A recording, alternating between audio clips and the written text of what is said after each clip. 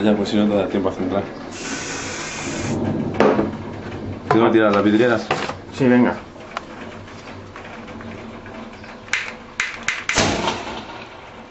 Es que he perdido mucha fuerza tratando de disparar.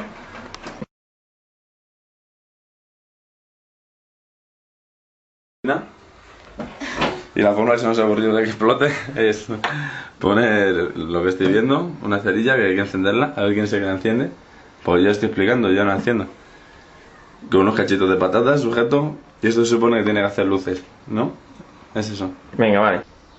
Ya estamos grabando, ¿eh? Venga, cierra. Vale. Pero pues ponte ahí por si acaso hay que pararlo. Bueno, experimento fallido. Venga, grabando. Ahora vamos a hacerlo así. Ahora voy a hacerlo así porque me hemos decidido así. Bueno, verás tú dónde va.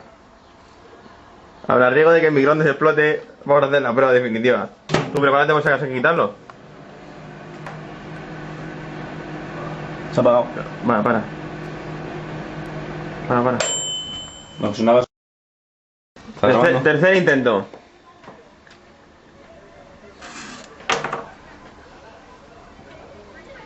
Tercer intento de crear plasma en el microondas. Atento por si hay que apagarlo. Si reventamos. Ahora no se apaga. Ni hace plasma ni nada. Venga, apaga. Las patatas se cuecen. Prueba. Intento 14.116. ¿De qué esto algo extraño? Toma dos, se maman. Se mama.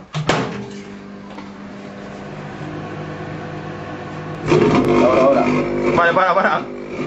Hostia, ha hecho mucho, ¿no?